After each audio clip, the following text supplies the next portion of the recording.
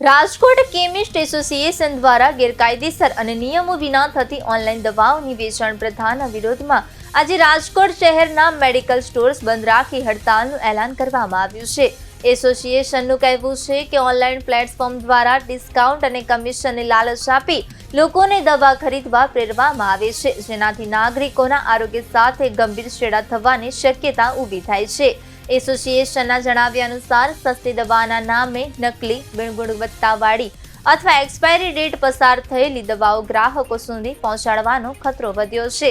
આવી પરિસ્થિતિમાં પરિવારના સ્વાસ્થ્યની સુરક્ષા માટે સ્થાનિક અને પ્રમાણભૂત મેડિકલ સ્ટોર્સમાંથી જ દવાઓ ખરીદવી જરૂરી હોવાનું એસોસિએશને જણાવ્યું છે। આ મુદ્દે જનજાગૃતિ લાવવા અને ઓનલાઈન દવા વેચાણના દૂષણ સામે અવાજ ઉઠાવવા હડતાલ યોજવામાં આવી છે।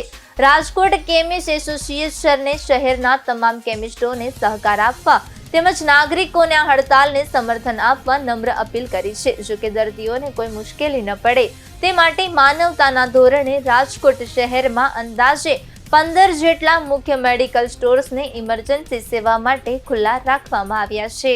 ફરિયાદ પણ કરેલી છે। એ ફરિયાદને ધ્યાનમાં લઈને જ હાઈકોર્ટે આદેશ કરેલો હતો કે ઓનલાઈન ફાર્મસી ગેરકાયદેસર છે। એ ઓર્ડર પણ અમે ગવર્મેન્ટને રજૂ કરેલો છે। અત્યારે કોઈ તમારા જે આ મુદ્દા ઉપર છે કોઈ રાજનેતા કે તમને કોઈ ફોન કે કંઈ આવ્યો છે ગુજરાતથી, ગાંધીનગરથી કે કોઈનો? ના, હાલમાં તો અમારે ક્યાંય કોઈ ફોન આવેલો નથી, પણ અમારા ઓલ ઇન્ડિયાના માધ્યમથી માનનીય પિયુષ ગોયલને મળવામાં આવેલું હતું, કારણ કે રેડિયેટરી પ્રાઇસનો એમનો જે મુદ્દો હતો એ ક્યાંક ને ક્યાંક ઓનલાઈન ફાર્મસીને પણ કનેક્ટેડ હતો, એટલે પ્રશ્નો શું થઈ શકે એમ છે એમને ધ્યાનમાં હતું, એટલે એમને મળીને અમે અમારી રજૂઆતો કરેલી હતી। માનનીય હેલ્થ મિનિસ્ટર સાહેબ સુધી પણ મળવાના અમે વારંવાર પ્રયત્નો કરેલા હતા, પણ એ સમય મળી શકતો નથી। લોકો જીવ ગુમાવી રહ્યા છે ત્યારે આ એક અત્યંત ગંભીર મુદ્દો કહેવાય, તો જો હજી સુધી આ ચાલશે તો આગામી તમારે શું રણનીતિ? હું દરેક બાઇટમાં એક જ વસ્તુ કહું છું કે આ લડાઈ અમારી જે છે એ જેના વિરોધમાં નથી, જનહિતમાં લડાઈ છે।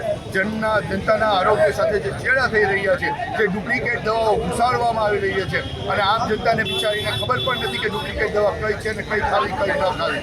ત્યારે આવી પરિસ્થિતિમાં જો ગવર્મેન્ટ દ્વારા જ એક્શન ન લેવામાં આવે તો જનતાનું કોણ? એટલે અમારો વિરોધ માત્ર ને માત્ર એટલો છે કે ડુપ્લિકેટ દવાઓ આમ જનતા સુધી પહોંચે જ નહીં તો જનતાને ડુપ્લિકેટ દવા ખાવાની જરૂરિયાત ન પડે। લોકોને, જનતાને શું તમે અપીલ કરશો? આમ જનતાને અમે અપીલ કરીએ છીએ કે સસ્તી દવાની કે ઓનલાઈન દવાની કંઈ લાઈમાં ન પડવું જોઈએ। માત્ર ને માત્ર તમારા વિશ્વાસુ અને તમારા નજીકના મેડિકલ સ્ટોર ધારકો પાસેથી ઓછા ડિસ્કાઉન્ટથી મળતી હોય દવા, પણ સાચી અને સારી દવા મળતી હોય એ દવા ખરીદવી જોઈએ। ખાસ કરીને